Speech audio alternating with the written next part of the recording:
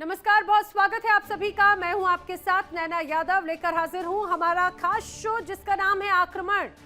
दुनिया इस वक्त किस तरह से युद्ध के मुहाने पर खड़ी है, इसकी तस्वीरें रह रहकर लगातार सामने आ रही हैं। हर तरफ, चाहे बात मिडिल ईस्ट की हो या फिर रूस और यूक्रेन का जंग, लगातार यहां पर सिर्फ तनाव के ही हालात नजर आते हैं। अमेरिका ईरान को आंखें दिखा रहा है और कह रहा है कि डेडलाइन पूरी तरह से तैयार है, तो ईरान देता है जवाब, कहता है हमला करके देखो, मुंहतोड़ जवाब देंगे। और इस बीच लगातार इजराइल की तरफ से दबाव बनाने की कोशिशें भी बड़े स्तर पर जारी है। रूस और यूक्रेन के युद्ध को 4 साल होने को आए, लेकिन हालात जस के तस हैं, या ये कहा जाए स्थिति और भी ज्यादा गंभीर है। इन 4 सालों के पहले ही, पूरे होने के पहले ही, ईरान खासतौर से रूस की तरफ से किया जा रहा है ताबड़तोड़ हमला और यूक्रेन को पहुंचाया जा रहा है जमकर नुकसान। तो ये है हालात मिडिल ईस्ट के। बताएंगे आपको आक्रमण में हर वो तस्वीर जो बनाती है हालात को और भी ज्यादा तनावपूर्ण। शुरुआत करते हैं बड़ी खबर के साथ में। बड़ी वॉर ब्रेकिंग, ईरान का मिसाइल लॉन्च के लिए नोटिस जारी किया गया है।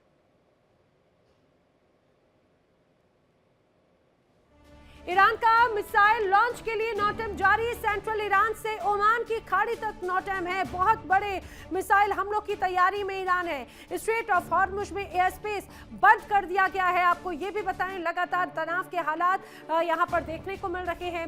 ईरान की तरफ से बड़ी खबर, ईरान ने किया है नोटिस जारी, मिसाइल लॉन्च की जा रही है, ये भी आई जानकारी सामने। अब हॉर्मुज की तैयारी बताती है कि ईरान का मिशन बिल्कुल क्लियर है। जर्रा बराबर भी नुकसान अगर पहुंचा तो कयामत आ जाएगी, ये क्लियर कट मैसेज है। अब जंग और भी ज्यादा भयंकर होगी, ये कहा जा रहा है। हॉर्मुज स्ट्रेट में ईरान का जोरदार शक्ति प्रदर्शन है। हॉर्मुज में ईरानी सेना ने सैन्य अभ्यास किया तो फारस की खाड़ी और ओमान से ईरान का संदेश भी क्लियर कट है। ईरान की नौसेना अब अटैक वॉर ड्रिल कर रही है।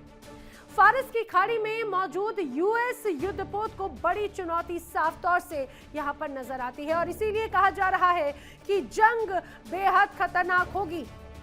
इसी बीच एक और बड़ी खबर, इजराइल में ईरानी हमले को लेकर अलर्ट है।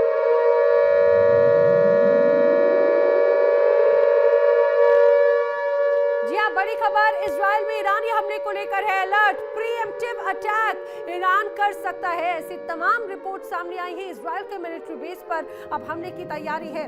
बताया जा रहा है कि अगले कुछ दिनों में ईरानी हमले की बड़ी आशंका यहां पर है और इसीलिए कहा जा रहा है कि हालात हैं बहुत ज्यादा तनावपूर्ण। आखिर इस तनावपूर्ण हालात को कैसे पार पाएगा इजराइल, ये भी बड़ी खबर, क्योंकि रिपोर्ट्स बड़ा दावा करती हैं कि ईरान और अमेरिका के बीच में दबाव जो है उसमें इजराइल की बड़ी भूमिका है। और यही वजह है कि अगर अमेरिका ने ईरान पर हमला किया तो ईरान करेगा इजराइल पर ताबड़तोड़ अटैक और इसको लेकर बड़ी तैयारी भी ईरान में है। प्रीएम्प्टिव अटैक ईरान कर सकता है, ऐसी तमाम रिपोर्ट्स बड़े स्तर पर दावा कर रही हैं। तो ईरान में भी अब पूरी तरह से आक्रामक रूप में ये कहा जाए तैयारियां जोरों शोरों से जारी है। हॉर्मुज को बंद कर दिया गया है, यानी विध्वंस मचना तय है। अब हॉर्मुज क्या है वो भी आपको समझना चाहिए। हॉर्मुज को लेकर क्या बातें कही जाती हैं, आइए आपको बताते हैं। स्ट्रेट ऑफ हॉर्मुज आखिर क्यों इतना महत्वपूर्ण है? दरअसल फारस की खाड़ी और अरब सागर के बीच का हिस्सा दरअसल हॉर्मुज माना जाता है। फारस की खाड़ी और अरब सागर का ये हिस्सा, ये कहा जाए लाइफलाइन है। खाड़ी देशों से ऑयल सप्लाई का यही एक बड़ा समंदर का रास्ता है। तकरीबन 34 किलोमीटर सकरा ये समंदर का इलाका और दोनों देशों से करीब बताया जा रहा है कि 3 किलोमीटर चौड़ी शिपिंग लेन है इसमें। इजराइल और ईरान के बीच में हॉर्मुज का पूरा क्षेत्र एक तरह से ईरान के ही कंट्रोल में रहता है और हॉर्मुज की अहमियत भी अब आप समझेंगे। और बताइए कि किस रूप में यहाँ पर तनाव है। दुनिया के 26% तेल सप्लाई का रास्ता दरअसल हॉर्मुज स्ट्रेट ही है। अब दूसरी तरफ हॉर्मुज अगर बंद होता है तो हॉर्मुज के बंद होने से तेल की समस्या और भी ज्यादा बढ़ेगी। अमेरिका समेत पूरी दुनिया पर इसका असर पड़ेगा। हॉर्मुज स्ट्रेट बंद होने से अमेरिका को बहुत बड़ा नुकसान पहुंचेगा, ऐसा भी बड़ा दावा किया जा रहा है। अब ऐसे में सवाल ये, क्या अमेरिका के सामने अब सिर्फ ईरान नहीं बल्कि रूस और चीन भी खड़े हैं? ईरान के लिए हथियारों की सप्लाई में इजाफा है, रूसी सैन्य कार्गो फ्लाइट्स की हलचल है और अब हॉर्मुज में 3 देशों की संयुक्त नौसैनिक ताकत है। खाड़ी का समंदर महाशक्तियों की ताकत का अखाड़ा एक तरह से बनता जा रहा है।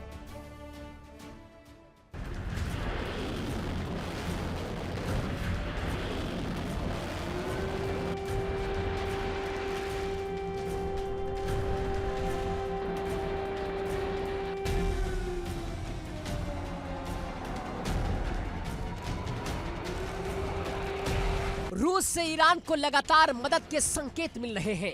रिपोर्ट्स के मुताबिक सैन्य कार्गो फ्लाइट्स ईरान पहुंच रही हैं। इसी बीच रूसी जंगी जहाज maritime security belt 2026 naval exercise में हिस्सा लेने के लिए ईरान की ओर रवाना हो गए हैं। यानी खाड़ी के पानी में अब सिर्फ ईरान नहीं, रूस और चीन की मौजूदगी भी दर्ज होगी। रूस और चीन और ईरान की नेवी होर्मुज में साझा अभ्यास करेंगी। इस अभ्यास का नाम है मैरीटाइम सिक्योरिटी बेल्ट 2026। इसकी शुरुआत 2019 में ईरान की पहल पर हुई थी। तब से हर साल तीनों देश समंदर में अपनी तालमेल और ताकत का इजहार करते हैं। आधिकारिक बयान के मुताबिक मकसद साफ है, समुद्री सुरक्षा मजबूत करना, समुद्री डकैती और समुद्री आतंकवाद के खिलाफ सहयोग बढ़ाना और संयुक्त बचाव अभियान की तैयारी करना। लेकिन टाइमिंग बहुत कुछ कह रही है। अमेरिका पहले ही ईरान के समुद्री इलाके के आसपास अपने जंगी जहाज तैनात किए हुए है। वाशिंगटन की ओर से सैन्य विकल्प की चेतावनियों ने तनाव को और बढ़ा दिया है। ऐसे में रूस और चीन के साथ समंदर में उतरकर ईरान ये संदेश दे रहा है, वो अकेला नहीं है। हॉर्मुज़ दुनिया के सबसे रणनीतिक समुद्री रास्तों में से एक है। यहीं से वैश्विक तेल आपूर्ति का बड़ा हिस्सा गुजरता है। अगर यहाँ तनाव बढ़ा तो असर पूरी दुनिया की अर्थव्यवस्था पर पड़ेगा। रूस, चीन और ईरान तीनों ब्रिक्स समूह का हिस्सा हैं। हाल ही में 9 से 16 जनवरी तक ब्रिक्स देशों का नौसैनिक अभ्यास साउथ अफ्रीका की मेजबानी में हुआ था। हालांकि भारत इसमें शामिल नहीं हुआ था। अब एक बार फिर रूस, चीन, ईरान की तिकड़ी खाड़ी में सक्रिय है। क्या ये सिर्फ सैन्य अभ्यास है या अमेरिका को रणनीतिक संदेश? अमेरिका और ईरान के बीच तनातनी नई नहीं है, लेकिन इस बार हालात ज्यादा संगीन है। एक तरफ बातचीत की कोशिश है, दूसरी तरफ युद्धपोतों की तैनाती। अगर टकराव बढ़ा तो क्या अमेरिका का सामना सिर्फ ईरान से होगा?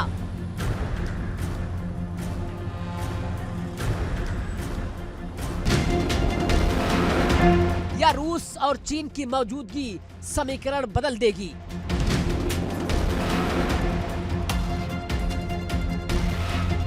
खाड़ी का समंदर अब सिर्फ व्यापार का रास्ता नहीं, बल्कि महाशक्तियों की रणनीतिक शतरंज बन चुका है।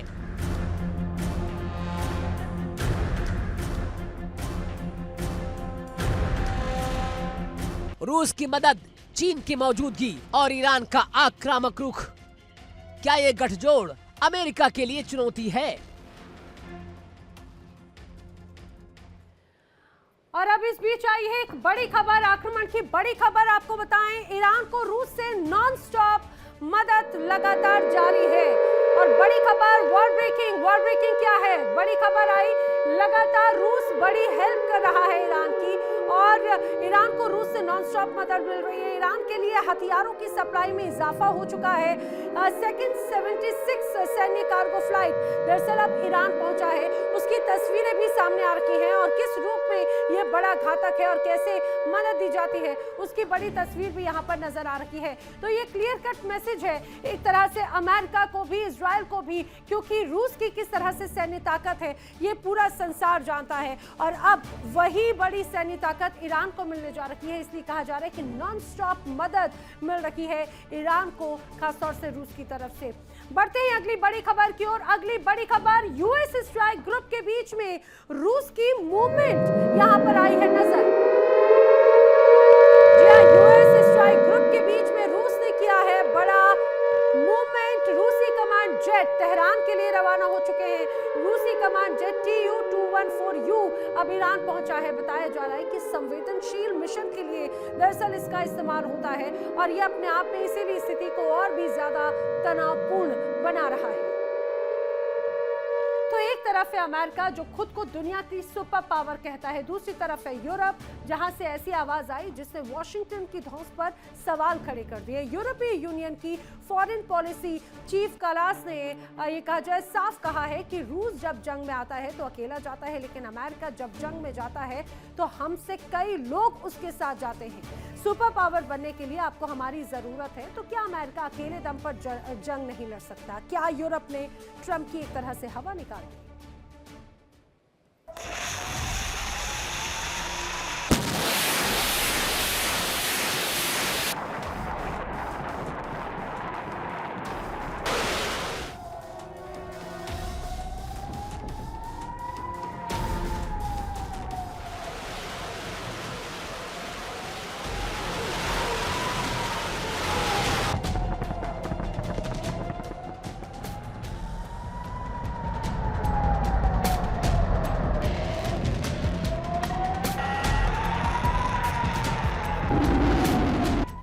दुनिया की सैन्य ताकत की बात हो तो अमेरिका और रूस दोनों का नाम सबसे ऊपर आता है।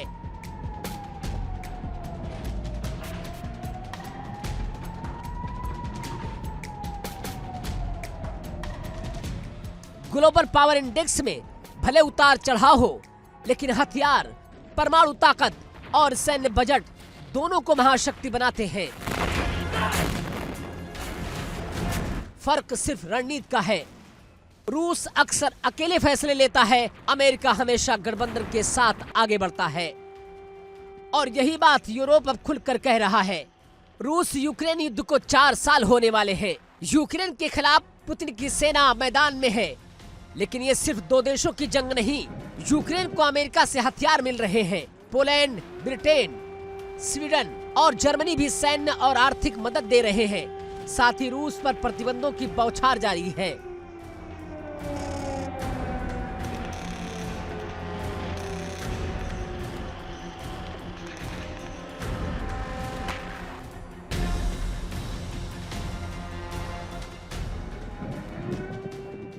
यानी जंग सिर्फ मैदानों में नहीं, इकोनॉमिक वॉर, सूचना युद्ध और प्रतिबंधों की लड़ाई भी साथ साथ चल रही है।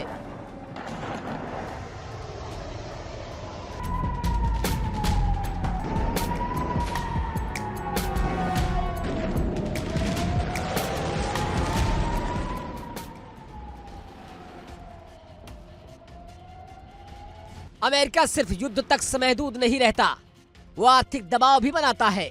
मिसाल के तौर पर अल्जीरिया ने रूस से Su-57 फाइटर जेट खरीदा। अब वाशिंगटन अल्जीरिया पर प्रतिबंध लगाने की तैयारी में है, क्योंकि अमेरिका का मानना है कि जो रूस की मदद करेगा वो निशाने पर आएगा।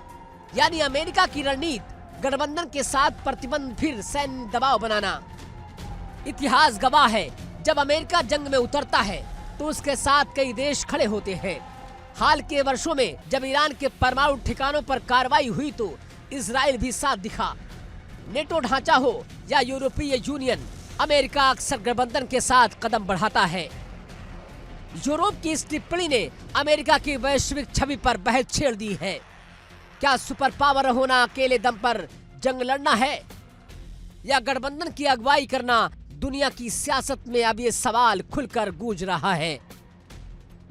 Bureau report, India daily. अब ईरान को रूस लगातार मदद कर रहा है, जिससे ईरान के पास हथियार और भी ज्यादा अब बढ़ते हुए नजर आते हैं, और यही इजराइल और अमेरिका के लिए बड़ी चुनौती भी है।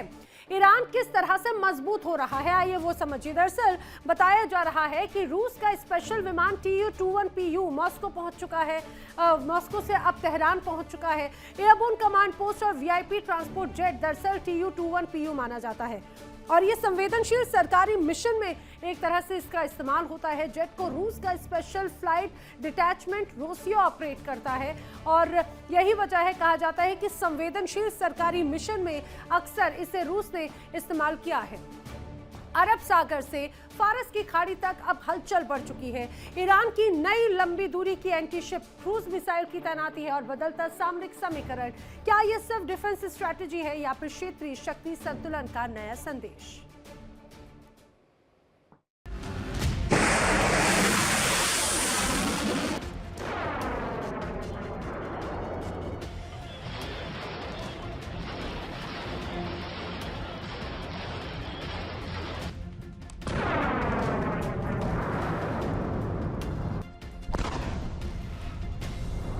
ईरान की अबू मेहदी मिसाइल अब समंदर में गदर काटने को तैयार है।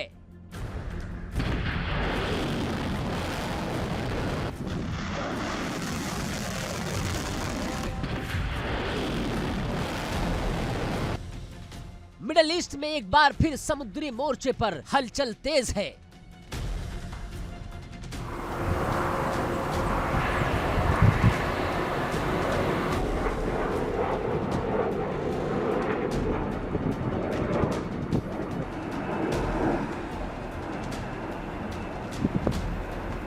एक 1000 किलोमीटर से ज्यादा मारक क्षमता के साथ तेहरान ने साफ संदेश दे दिया कि समुद्र में उसकी पकड़ बेहद मजबूत है।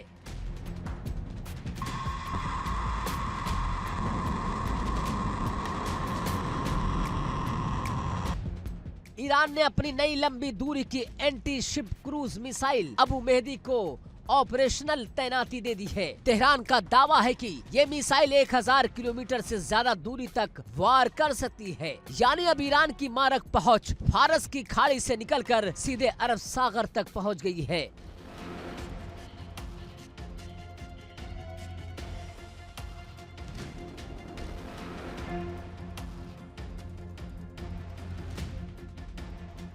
इस मिसाइल का नाम रखा गया है अबू मेहदी अल मुहंदिस के नाम पर, जो साल 2020 में अमेरिकी ड्रोन हमले में मारे गए थे। ईरान इसे सिर्फ एक हथियार नहीं बल्कि एक रणनीतिक संदेश बता रहा है। संदेश उन ताकतों के लिए जो ईरानी समुद्री सीमा के करीब सक्रिय रहती हैं।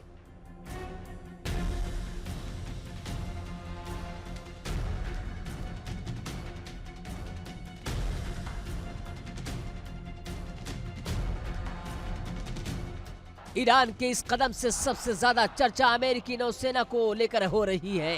खासकर अरब सागर में तैनात अमेरिकी विमान वाहक पोत USS अब्राहम लिंकन अब इस नई मिसाइल की रेंज में आ सकता है।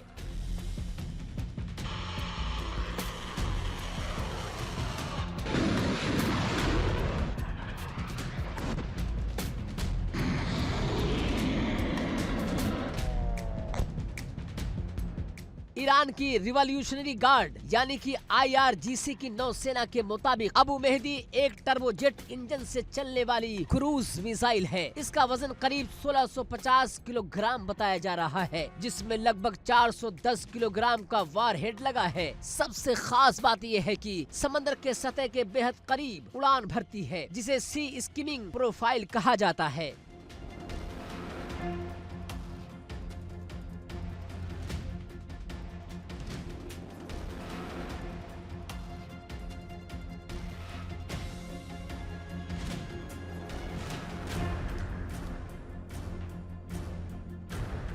ईरान का दावा है कि इस मिसाइल में आर्टिफिशियल इंटेलिजेंस आधारित गाइडेंस सिस्टम और ड्यूल सीकर तकनीक का इस्तेमाल किया गया है। यानी अगर दुश्मन इलेक्ट्रॉनिक जैमिंग करे तब भी ये अपने लक्ष्य तक पहुंचने में सक्षम हो सकती है।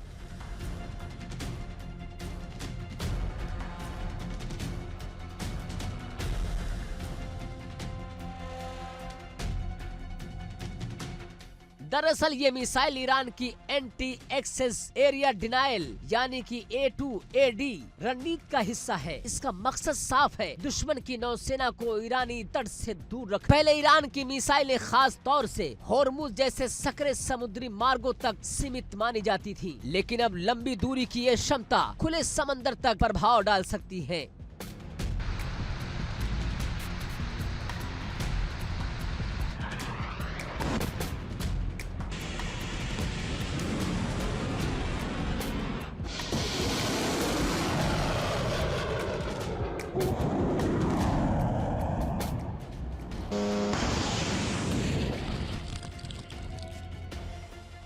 अरब सागर वैश्विक ऊर्जा आपूर्ति का अहम समुद्री रास्ता है। यहाँ से गुजरने वाले तेल टैंकर एशिया, यूरोप और दुनिया के कई हिस्सों तक ऊर्जा पहुँचाते हैं। ऐसे में अगर इस क्षेत्र में सैन्य तनाव बढ़ता है तो उसका असर सिर्फ क्षेत्रीय राजनीति पर नहीं बल्कि वैश्विक तेल कीमतों और अंतर्राष्ट्रीय व्यापार पर भी पड़ सकता है।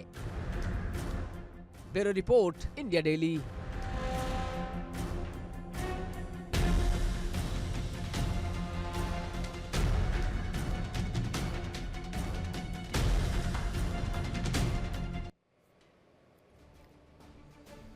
तो मिडिल ईस्ट की सियासत में शब्दों की जंग तेज है। ईरान के सुप्रीम लीडर अली खामनेई के हालिया बयान ने वॉशिंगटन तक हलचल एक तरह से पैदा कर दी है।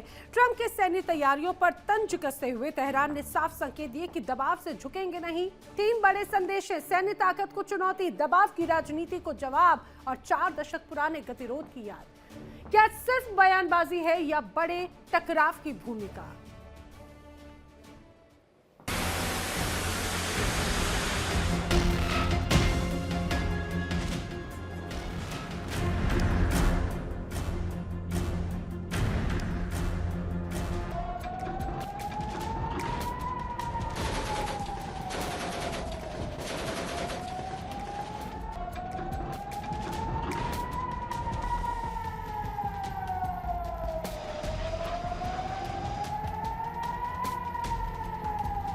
खामनेई की 3 बातें डोनाल्ड ट्रंप को सोने नहीं देती।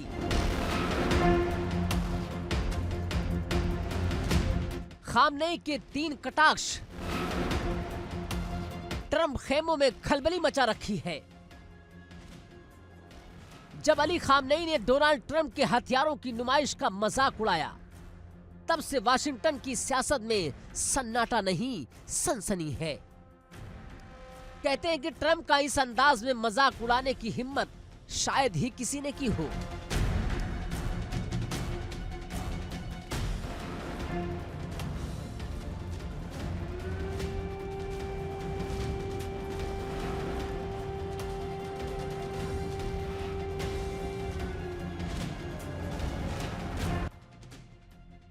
लेकिन ईरान के सुप्रीम लीडर ने 1-2 मिनट नहीं, पूरे 30 मिनट तक तंज पर तंज कसते रहे और इन 30 मिनटों ने अमेरिकी सियासत में हलचल मचा दी।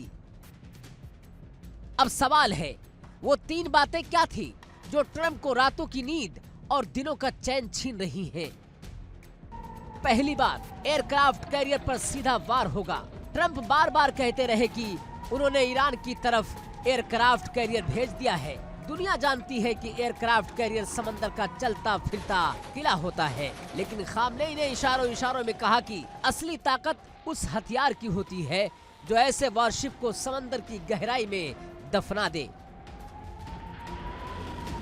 ये सीधी चुनौती थी अमेरिकी नौसेना की शान को। संदेश साफ था, ताकत की नुमाइश से डर नहीं लगता, जवाब देने को तैयार भी है। दूसरी बात, दुनिया की सबसे ताकतवर सेना पर सवाल उठाया। खामनेई कहते हैं कि ट्रंप अक्सर कहते हैं कि अमेरिका के पास दुनिया की सबसे पावरफुल आर्मी है, लेकिन खामनेई ने कहा कि इतिहास गवाह है, सबसे मजबूत फौज भी कभी कभी ऐसे वार झेलती है कि उठ नहीं पाती। ये बयान सिर्फ बयान नहीं था, ये रणनीतिक चेतावनी थी। इशारा साफ, अगर हमला हुआ तो जवाब भी ऐसा होगा जिसकी गूंज दूर तक जाएगी। तीसरी और सबसे बड़ी बात, 47 साल की नाकामी का जिक्र किया। खामनेई ने कहा कि अगर अमेरिका 47 साल में इस्लामिक गणराज्य ईरान को मिटा नहीं सका तो आगे भी नहीं मिटा सकता। यानी ट्रंप को सीधी चुनौती, ना झुके थे ना झुकेंगे। अब इस बयान के बाद हलचल सिर्फ वाशिंगटन तक सीमित नहीं है, पेंटागन में रणनीतिक बैठकों का दौर तेज है। तेल अवीव की सुरक्षा एजेंसियां सतर्क हैं और दुनिया की नजरें टिकी है इस टकराव पर।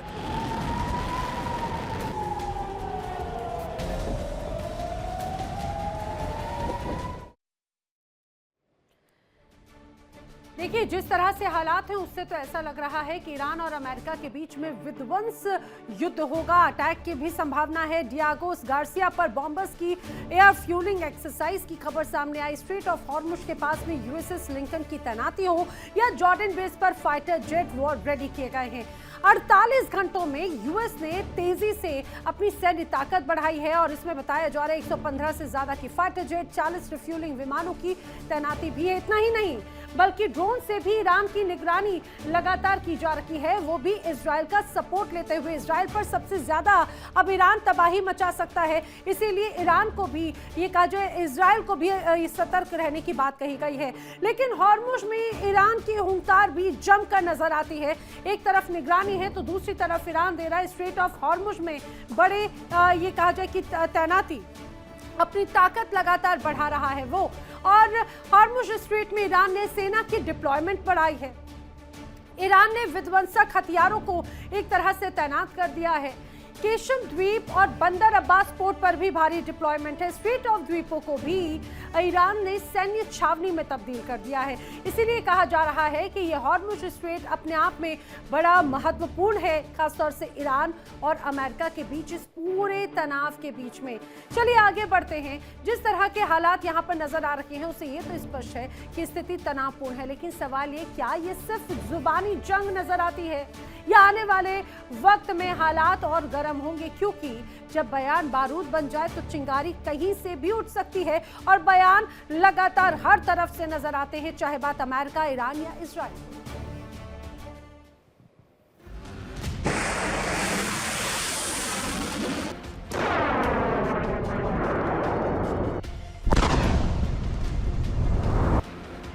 यानी खामनेई ने ट्रंप को सीधा पिन मार दिया है।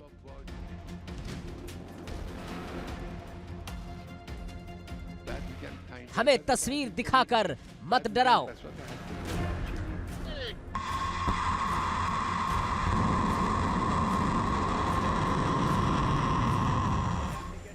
ये कहकर डराने की कोशिश ना करो कि एयरक्राफ्ट भेज दिया, फाइटर जेट तैनात कर दिया, मिसाइलें मुस्तैद कर दी, तोपें खड़ी कर दी।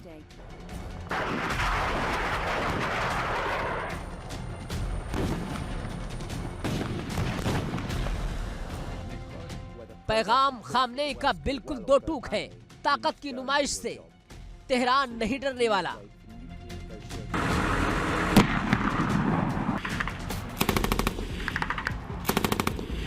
अली खामनेई के इशारों में चेतावनी है और ट्रंप के बयानों में गरज है। हॉर्मुज की खाड़ी यानी स्ट्रेट ऑफ हॉर्मुज, जहां से दुनिया के तेल की नब्ज गुजरती है, वहां ईरान अपनी ताकत का इजहार कर चुका है। सैन्य अभ्यास, तेज गश्त और लगातार AI वीडियो के जरिए अमेरिकी एयरक्राफ्ट कैरियर को समंदर के बीच जलता हुआ दिखाया जा रहा है।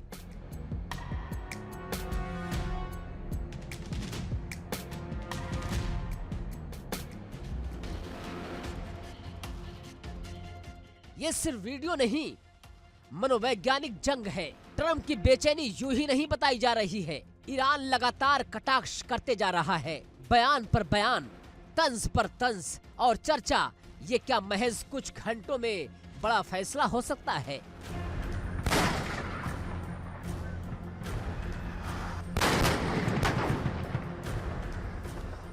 लेकिन कहानी सिर्फ आज की नहीं है, इतिहास की भी है। कभी स्पेनिश साम्राज्य सूरज ना डूबने वाला साम्राज्य था, फिर ब्रिटिश एम्पायर दुनिया पर राज करता था और 20वीं सदी में सोवियत यूनियन महाशक्ति कहलाता था। लेकिन हर सुपर पावर के उत्थान के साथ उसका पतन भी इतिहास में दर्ज होता है।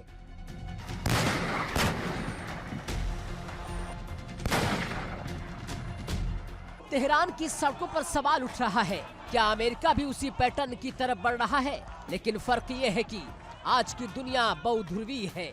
चीन, रूस, क्षेत्रीय ताकतें, सब समीकरण बदल रहे हैं। क्या अमेरिका कमजोर हो रहा है या सिर्फ चुनौतीपूर्ण दौर से गुजर रहा है?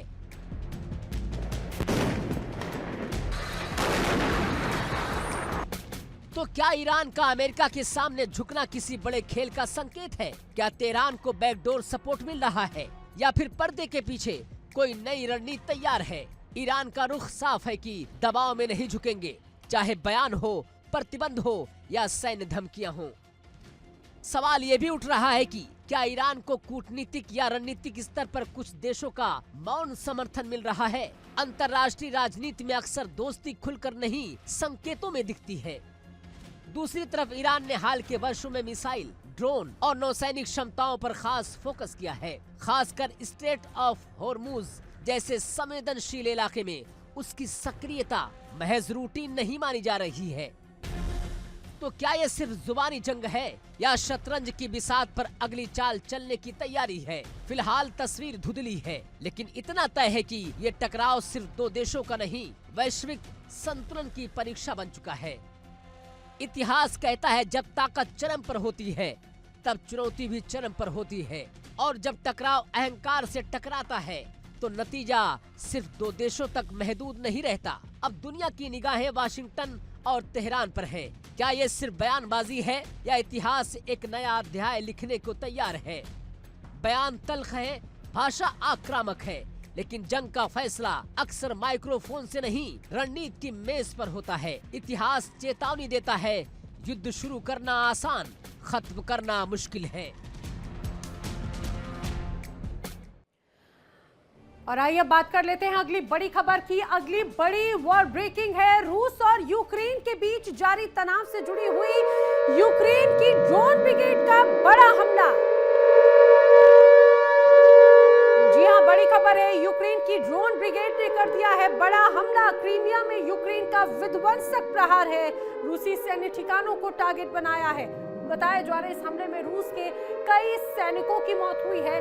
लगातार अब रूस पर मौत बनकर बरस रहा है यूक्रेन। यूक्रेन के ये ड्रोन लगातार घातक कड़े हमले कर रहे हैं और किस तरह से रूस में तबाही मचा रहे हैं उसकी तस्वीरें आ रही है सामने। अब जो जानकारी सामने आई है, हमले में रूस के कई सैनिकों की मौत हुई है। यूक्रेन ने ऐसे विध्वंसक अटैक किए हैं। रूस के क्रीमिया पर ये यूक्रेन का विध्वंसक प्रहार है। चारों तरफ सिर्फ तबाही ही तबाही नजर आती है, इससे इतर और कुछ नहीं। और इसी बीच एक और बड़ी खबर आक्रमण की, वॉर ब्रेकिंग जंग के मैदान से।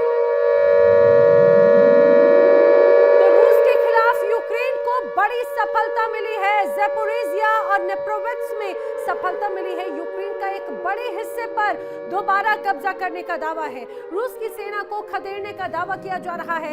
यूक्रेन अब अव्वल यहां पर आती हुई नजर आती है और रूस की सेना को एक बार फिर से अपने इलाके से पीछे खदेड़ दिया है, उन इलाकों में जहां पर रूस ने अपने झंडे गाड़ दिए थे यूक्रेन के इन इलाकों पर। यूक्रेन के ये वो इलाके हैं जहां पर रूस ने कब्जा कर लिया था। ज़ैपोरिज़िया और नेप्रोविट्स शहर में लगातार पिछले कुछ वक्त से यहां पर आक्रामक अंदाज में यूक्रेन नजर आ रहा है और वही आक्रामकता रूस के सैनिकों को पीछे धकेलने को एक तरह से यहां पर उन्हें मजबूर कर दिया गया, इसमें कोई शक नहीं।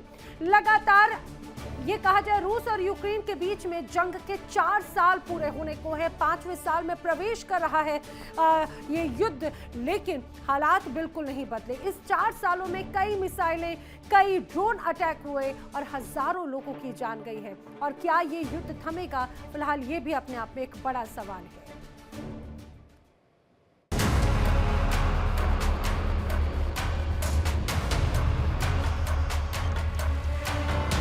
रूस की मिसाइलों ने तांडव मचा रखा है। यूक्रेन की जमीन धमाकों से धड़क रही है।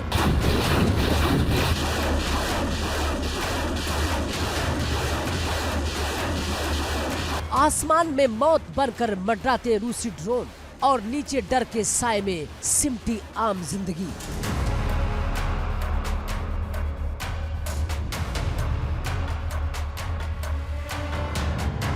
जमीन पर गोला बारूद बरस रहा है और हर धमाके के साथ उजड़ रही हैं उम्मीदें।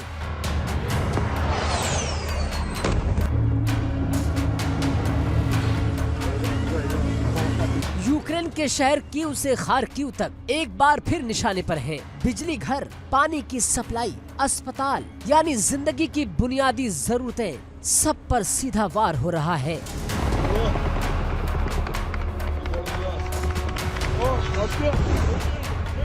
रातें अब सिर्फ अंधेरी नहीं बल्कि डर से गुजर रही हैं। दिन उजाले के नहीं, धुएं और मलबे के रंग में डूबे नजर आते हैं।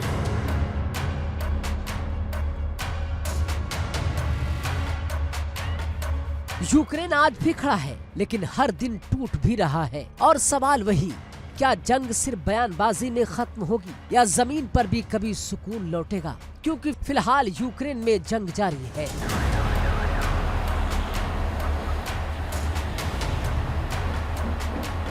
रूस और यूक्रेन की जंग ने एक बार फिर खौफनाक मोड़ ले लिया है। लंबी दूरी के ड्रोन, बैलिस्टिक मिसाइलें और सीधा निशाना यूक्रेन का एनर्जी सिस्टम ध्वस्त हो चुका है।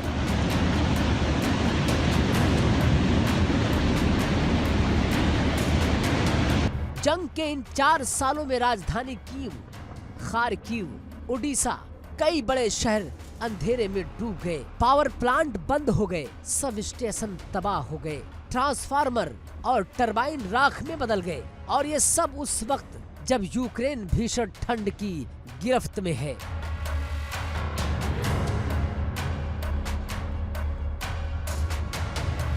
कीव में तापमान -20 डिग्री सेल्सियस तक पहुंच गया है। जब बाहर जमा देने वाली ठंड हो और घरों में बिजली ना हो, ना हीटिंग, तो हालात कैसे होंगे?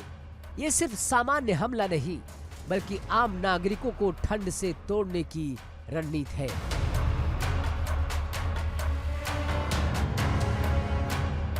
रूस की बमबारी सिर्फ इमारतें नहीं तोड़ रही है बल्कि यूक्रेन की रोजमर्रा की जिंदगी को तोड़ रही है, झकझोर रही है। यूक्रेन के आकाश में धमाके गूंज रहे हैं। रूस की मिसाइलें हर बड़े शहरों और सैन्य ठिकानों को निशाना बना रही है।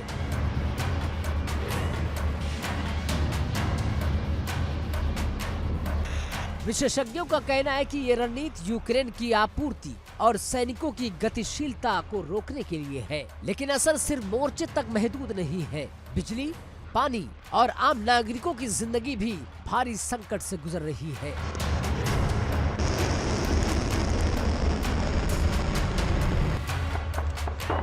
यानी 4 साल की जंग में ये नया दौर यूक्रेन के लिए एक और चुनौती बन चुका है।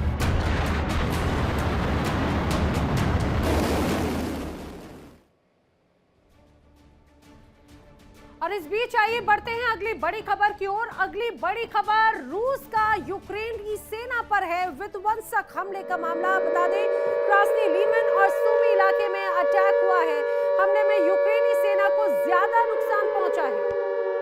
लगातार जिस तरह से विध्वंस की तमाम तस्वीरें सामने आ रही हैं, रूस का यूक्रेन की सेना पर फिर से हमला हुआ है। क्रास्नी लीमन और सूमी इलाके में अटैक है।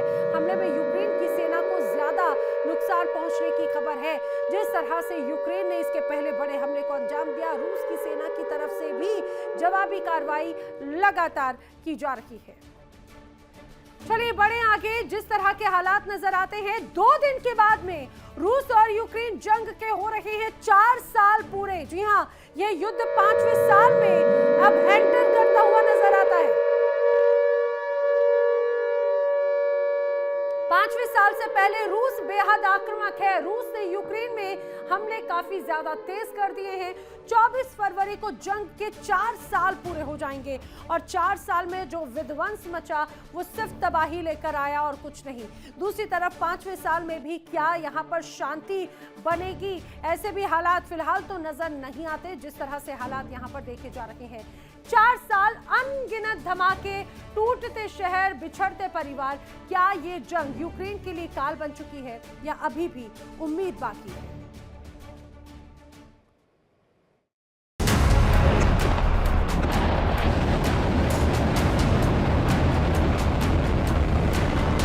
फरवरी 2022 में जब रूस ने यूक्रेन पर सैन्य हमला शुरू किया, तब दुनिया को लगा था ये युद्ध कुछ हफ्तों में सिमट जाएगा। लेकिन 4 साल बाद जंग थमी नहीं, बल्कि और जटिल हो चुकी है।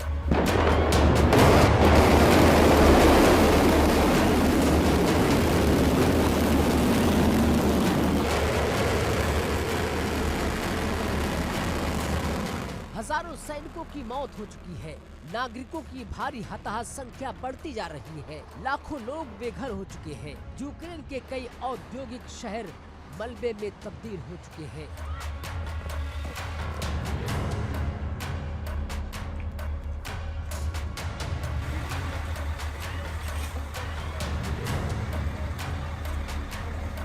ऊर्जा ढांचा बार बार निशाने पर बनाया जा रहा है। सर्दियों में अंधेरे और ठंड का दोहरा संकट भी है। कीव, खार्किव, ओडिशा लगातार मिसाइल और ड्रोन हमलों के खतरों में है।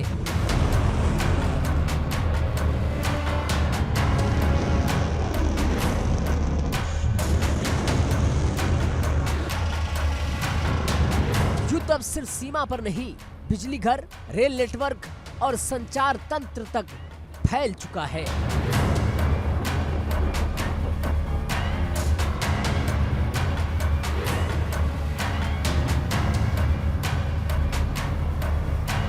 पूर्वी और दक्षिणी इलाकों में भीषण लड़ाई जारी है।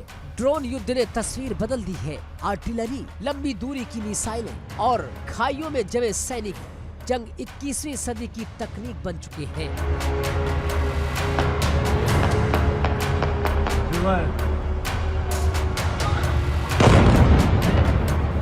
रूस का लक्ष्य कब्जाए गए इलाकों पर पकड़ मजबूत करना, यूक्रेन का लक्ष्य खोई जमीन वापस लेना। लेकिन हर इंच जमीन की कीमत भारी है। ये जंग सिर्फ 2 देशों की नहीं, पश्चिमी देशों ने यूक्रेन को हथियार और आर्थिक संकट मदद की है।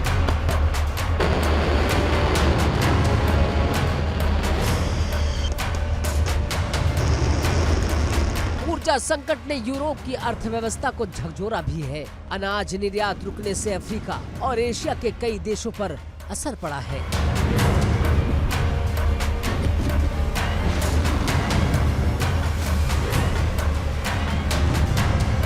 नेटो की भूमिका और विस्तार पर बहस तेज है। मॉस्को और पश्चिम के रिश्ते शीत युद्ध जैसे तनाव में बदल गए। 4 साल की जंग ने यूक्रेन की अर्थव्यवस्था को पूरी तरह प्रभावित किया है।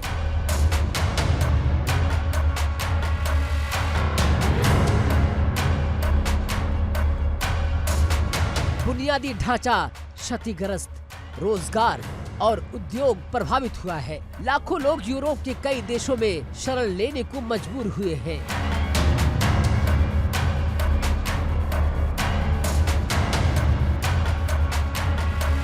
बीच बीच में बातचीत की कोशिशें तो हुई, लेकिन भरोसे की कमी, युद्ध के लक्ष्य और जमीन पर बदलते हालात, हर पहल को अधूरा छोड़ दिया गया।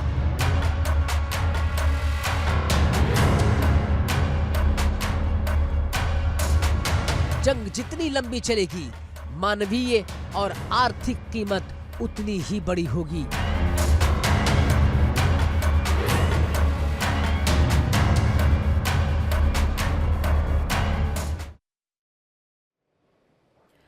और इस बीच आई है एक बड़ी खबर, बड़ी वॉर ब्रेकिंग। आपको बताएं, यूक्रेन को लेकर रूस का बहुत बड़ा दावा है।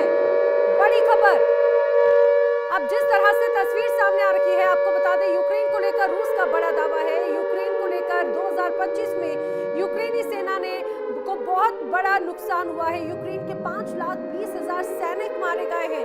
जो बड़ा दावा किया जा रहा है उसमें ये कहा जा रहा है कि जैसे हालात हैं, यूक्रेन के 5,20,000 सैनिक मारे गए पिछले साल, और ये सिर्फ 1 साल का पूरा लेखा जोखा है। तो मान के चलिए इन 4 सालों में कितना बड़ा नुकसान यूक्रेन और रूस दोनों को यहाँ पर हुआ होगा। और अभी भी ये युद्ध थमता हुआ नजर नहीं आता। 5वें साल में एक बार फिर से विध्वंस की ये लड़ाई एंटर करती हुई नजर आ रही है। और बढ़ते हैं अगली बड़ी खबर की ओर। अगली बड़ी खबर, रूसी हमले का यूक्रेन ने दिया है करारा जवाब।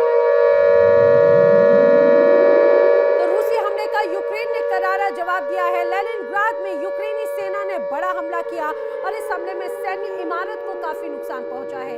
अटैक में 2 रूसी अधिकारियों की भी मौत होने की खबर इस बीच सामने आई है। जिस तरह से हालात हैं, लगातार रूस और यूक्रेन के बीच में हमलों में आम इंसान की भी जान जा रही है।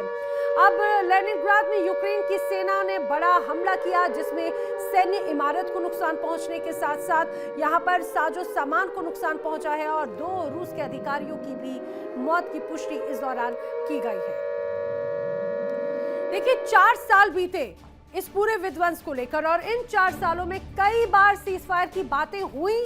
कई बार ये भी लगा कि शांति की एक किरण बहुत नजदीक है और ये युद्ध जल्द ही खत्म हो जाएगा, लेकिन हर बार कोई ना कोई जिद आगे आड़े आ जाती है। बातचीत शुरू तो होती है लेकिन फिर रुक जाती है या फिर पूरी तरह से ठहरी हुई ही नजर आती है।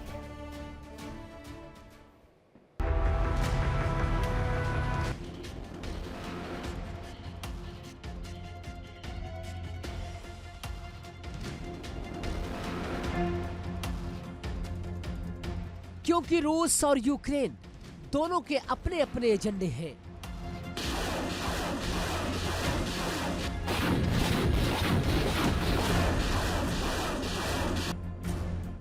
दोनों अपनी शर्तों पर अडिग हैं। कोई इलाकों की बात करता है, कोई सुरक्षा की गारंटी मांगता है।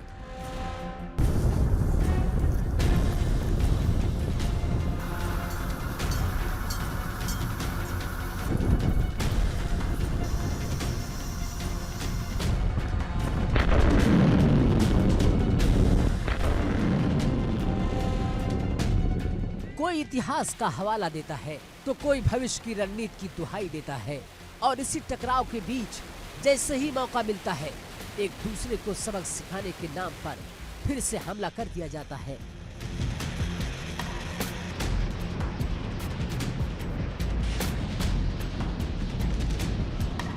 बम बरसते हैं, मिसाइलें दागी जाती हैं, ड्रोन के जरिए रिहायशी इलाकों को निशाना बनाया जाता है।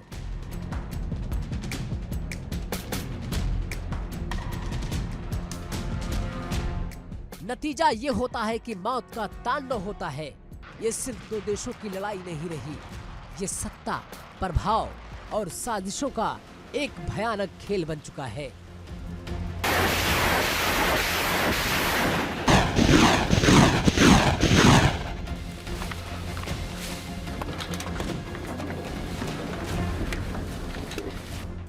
इस महायुद्ध में लाखों लोगों की जानें युद्ध की भेंट चढ़ चुकी हैं। इसके बावजूद हालात ऐसे नहीं दिखते कि खूनी खेल निकट भविष्य में खुद ब खुद थम जाए।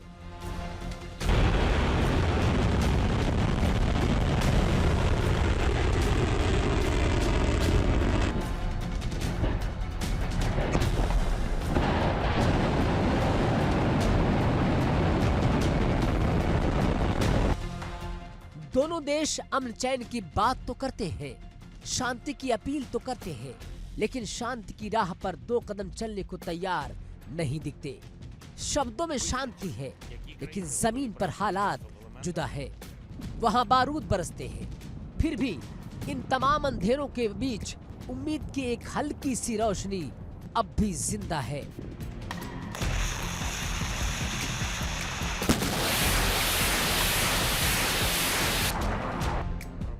दुनिया उम्मीद कर रही है कि यूक्रेन के ज़ेलेंस्की और पुतिन निकट भविष्य में सीधे और सार्थक वार्ता करेंगे। शायद किसी समझौते की मेज पर जंग से ज्यादा जिंदगियों को अहमियत दी जाएगी। शायद एक ऐसा युद्ध होगा जो सिर्फ कागजों पर नहीं बल्कि जमीन पर भी लागू रहेगा।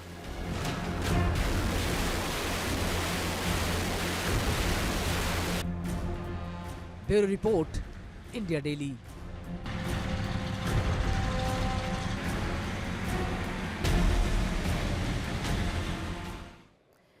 तो इन 4 सालों में सिर्फ विध्वंस की तस्वीर नजर आई और कुछ नहीं। बार बार ये कहा गया कि पीस टॉक होगी।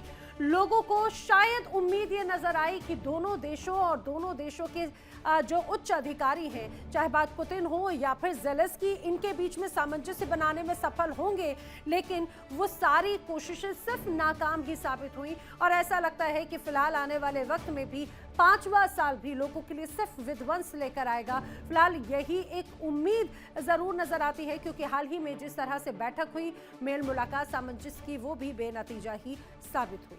फिलहाल यहाँ पर वक्त एक ब्रेक का है, लेकिन देश दुनिया की तमाम खबरें इंडिया डेली पर आगे भी जारी है। इंडिया डेली अब आपके स्मार्ट टीवी पर भी मौजूद है। इंडिया डेली अब आप लाइव देख सकते हैं इन सभी प्लेटफॉर्म्स पर। देखिए इंडिया डेली 24/7 अब आपके स्मार्ट टीवी पर।